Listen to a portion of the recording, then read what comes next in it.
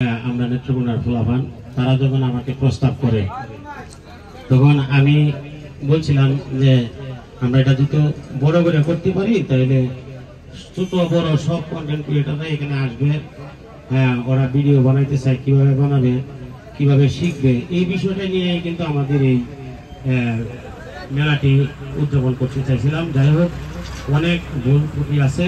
আপনারা যেহেতু অনেকেই আসছেন, আমার আমোদ ফুর্তি পেজটি আপনারা দেখেন, ফলো করেন, লক্ষ্য করেন, আমি অনেক কৃতজ্ঞ আপনাদের প্রতি।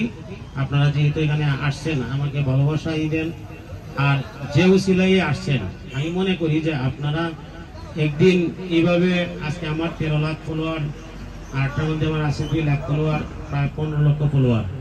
আমি এটা আপনাকে বলতে পারি, আপনারা যারা আজকে 4-5 হাজার ফলোয়ার নিয়ে কাজ করতেছেন, আমরাও কিন্তু 3300 থেকে শুরু করি, কিন্তু এইভাবে এগিয়ে গেছি। আপনারা কেউ মন খারাপ করবেন না।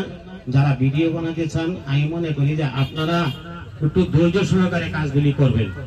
আর আমি আপনাদেরকে বলতে চাই, যদি আমার এই অনুষ্ঠানে কোনো ভুল ত্রুটি হয়ে থাকে অবশ্যই আপনারা ক্ষমা করবেন, কারণ আমি আসলে এই ধরনের অনুষ্ঠান কোনোদিন কোনো অনুষ্ঠানই আমি করি নাই।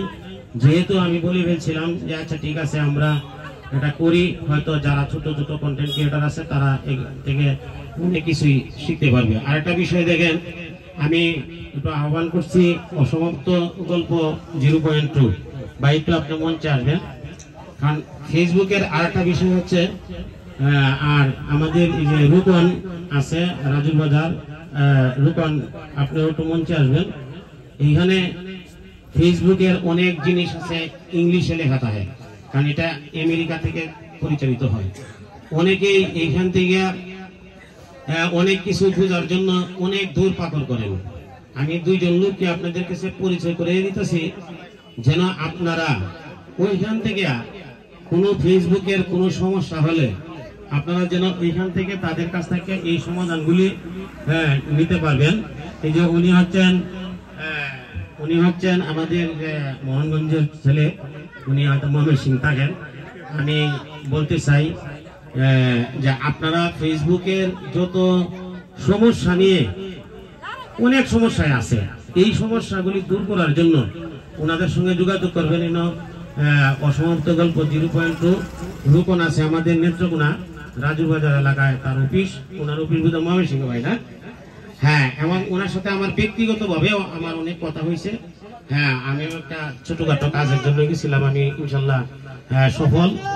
এই ব্যাগ বিষয় মিলাই কিন্তু আমরা এই কন্টেন্ট ক্রিয়েটর মেলাটা আমরা করছি, যেন আমাদের কোনো বুঝতে অসুবিধা না হয়। একজন মানুষ, এই যে 2জন লোক, ওনারা কি কাজ করে না করে, হয়তো 20 জন লোক জানে, কিন্তু 100 লোক তো আর জানে না।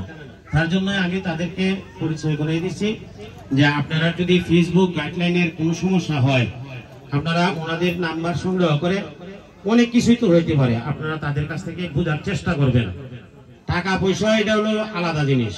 আর যদি ওনারা অনেকেই জানে, ওনারাও যদি আপনাদের সাথে সমাধান না দিতে পারে, হয়তো আরো বড় করে দেখবেন, কিন্তু ওনাদের কাছে যদি সমাধান হয় তাহলে আমাদের অসুবিধা কি? ওনারা তো নেত্রকোনারই, এই জেলারই, তাহলে যদি ওনারা কাজ করে প্রশংসিত হবে ইনশাল্লাহ।